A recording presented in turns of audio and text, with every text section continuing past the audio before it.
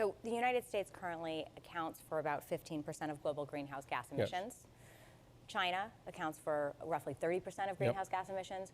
How do we, even if we get to net zero, how do you get China, India, and the other countries to be good partners? China is doing a lot. Yes, they're still building a bunch of coal-fired power plants. And they're still burning coal. Yes, they are. But they are now moving plants away from the cities. The Communist Party wants to stay in power in China, and they listen to the public. When the public says, I can't breathe the air, Xi Jinping is not a dictator. He has to satisfy his constituents, or he's not going to survive. He's not a dictator? No, he has to. He has a constituency to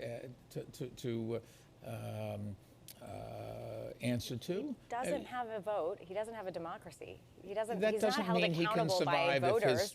if his advisors gave him. Is the check on him just a revolution? You're not going to have a revolution. No government survives without the will of the majority of its people. Okay? It's just, he has to deliver services. The Chinese Communist Party looks at Russia, and they look for where the Communist Party is, and they don't find it anymore, and they don't want that to happen. I mean, the idea that the Chinese government is responsive to sort of a democratic expression of fresh air, come on, clean of course they are.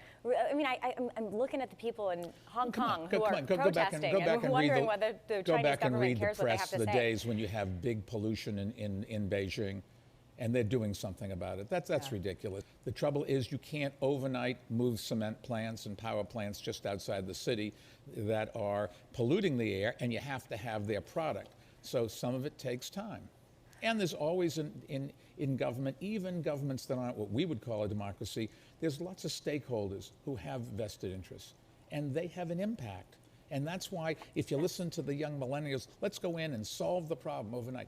Yeah, that would be great if you didn't have to fund it and get it through legal things.